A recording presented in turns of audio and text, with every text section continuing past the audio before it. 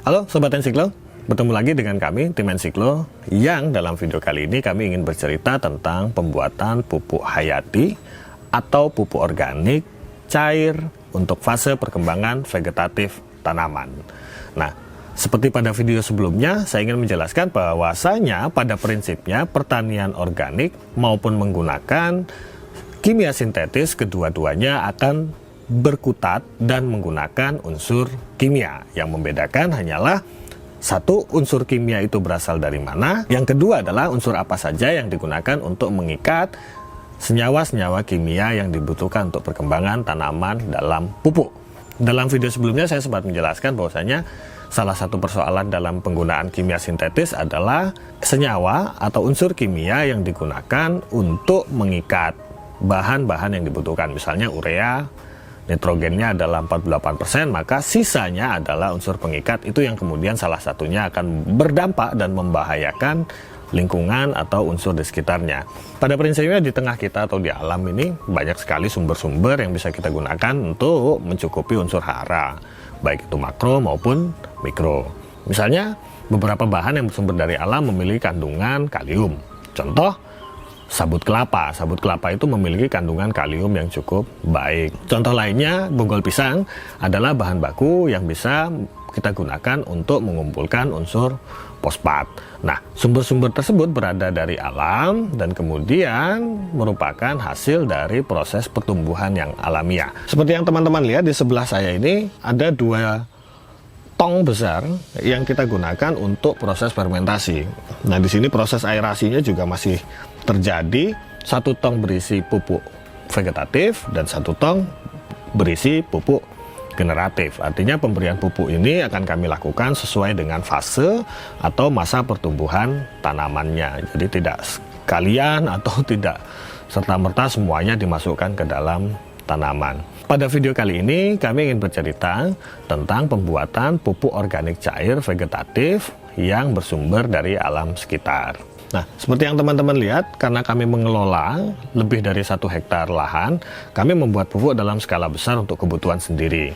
Nah, di sini pembuatan pupuk sekaligus ini akan meringankan biaya dan waktu. Jadi kita bisa memperkirakan ketika menjelang masa tanam berapa kebutuhan vegetatif yang kita perlukan dan berapa pupuk generatif yang kita butuhkan juga untuk pengelolaan lahan yang kita miliki. Di sini kami menggunakan tong berukuran 120 liter dengan asumsi memproduksi sekitar 100 liter pupuk organik cair. Nah, 20% rongga di sini kami persiapkan untuk ruang aerasi, artinya tidak nantinya penuh sampai ke atas.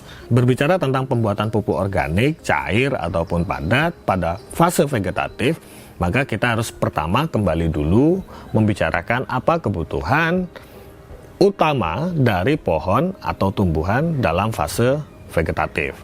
Seperti dalam video sebelumnya saya jelaskan bahwasanya kebutuhan nitrogen akan lebih tinggi dibandingkan dengan kebutuhan kalium dan fosfat. Sehingga ketika membuat POC atau pupuk organik cair untuk fase vegetatif, kita harus memperbanyak bahan baku yang memiliki kandungan nitrogen dibandingkan bahan baku yang memiliki kandungan fosfat maupun kalium. Untuk membuat pupuk organik cair fase vegetatif ini ada beberapa bahan yang kita butuhkan. Yang pertama, kami menggunakan 50 liter urin. Urin ini bisa bersumber dari urin kelinci, urin sapi, atau urin kambing. Nah, sebenarnya urin manusia juga bisa digunakan. Bahan kedua adalah 25 liter air kelapa. Kenapa air kelapa? Salah satu alasan untuk memasukkan air kelapa dalam komposisi pembuatan pupuk vegetatif ini karena kandungan zat atau enzim-enzim yang dimiliki oleh air kelapa, misal giberelin, sitokinin, dan auksin yang kemudian bisa merangsang pertumbuhan tanaman. Yang ketiga, kita menggunakan 1 karung atau 10 kilo dedaunan hijau. Sebagai catatan, untuk pemilihan bahan baku dedaunan ini, teman-teman bisa mengumpulkan daun dari pepohonan yang tumbuh lebih cepat dibandingkan pepohonan lainnya, misalnya lamtoro dan kelor. Kumpulkan 10 kilo dan siapkan. Bahan keempat, kita menggunakan 5 kg bonggol pisang. Bonggol ini silakan dicacah kecil dan nanti akan kita campurkan ke dalam bahan. Bahan kelima, kita menggunakan sekitar 5 kg sabut kelapa. Nah, saya menyarankan sabut kelapa ini untuk dicuci terlebih dahulu atau direndam ya dengan air tawas. Kenapa? Ini akan mengurangi kandungan zat tanin yang sebaliknya justru bisa memperlambat atau menghambat pertumbuhan tanaman. Yang keenam, kita butuh 2 kilo dedak. Gunakan dedak yang masih segar, tidak ada kutu, dan jika dicium aromanya masih fresh, jadi tidak apek.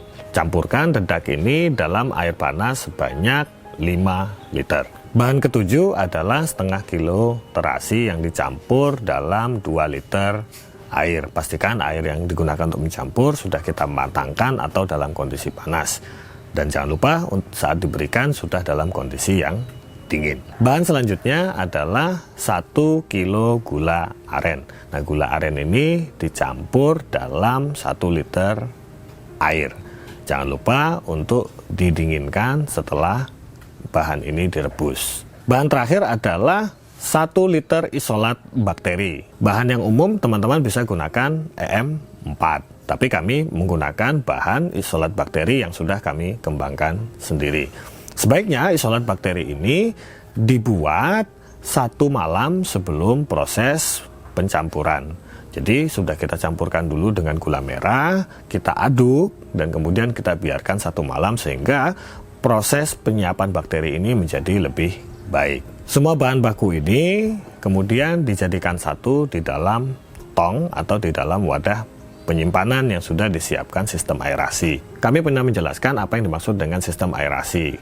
Nah, di sini ada selang yang membuang kelebihan gas pada tong fermentasi keluar. Tetapi dengan pemberian air pada botol ini, gas yang berada di luar tidak akan masuk ke dalam tong. Semua bahan bisa dicampurkan dan difermentasi minimal 14 hari atau sampai tong sudah tidak lagi mengeluarkan gelembung gas keluar. Nah, itu salah satu fungsi lain pentingnya sistem aerasi yang bisa kita kontrol. Jika proses fermentasi sudah selesai 14 hari atau gas sudah hilang, maka kita bisa mulai memberikan pupuk organik cair ini ke tanaman dengan 2 cara. Yang pertama adalah dengan cara kocor atau menyiramkan ke lahan. Yang kedua adalah dengan metode spray. Mengingat kebutuhan atau ambang kepadatan pupuk yang bisa diterima oleh tanaman berbeda-beda, berapa dosis yang bisa digunakan? Saya biasanya menggunakan 200 ml cairan POC atau diperkirakan sekitar 1 gelas sisa air mineral yang dicampurkan ke dalam 1 tangki berisi 15 liter air. Aduk secara merata dan kemudian bisa dikocorkan ke lahan. Nah, untuk kebutuhan yang berbeda ini teman-teman bisa melakukan uji dosis sendiri. Karena salah satu tantangan dalam pembuatan pupuk organik cair adalah bahan baku yang berbeda-beda pada satu proses dengan proses yang lainnya. Sehingga saya sangat menyarankan dilakukan uji dosis. Apabila pemberian pupuk hendak dilakukan dengan metode spray, saya menyarankan agar dosis tadi dikurangi setengahnya. Artinya kita cukup menggunakan 100 ml air untuk 1 tangki sebanyak 15 liter air. Teman-teman Ensiklo, itu tadi panduan pembuatan pupuk organik cair fase vegetatif yang kami sampaikan. Prinsipnya adalah menggunakan bahan baku yang ada di sekitar teman-teman. Jika tidak terdapat air seni, misalnya air urin yang terlampau banyak, teman-teman bisa menggunakan dalam skala yang lebih kecil. Kebutuhan ini kami buat dalam skala lebih besar, mengingat kebutuhan lahan kami yang sangat luas.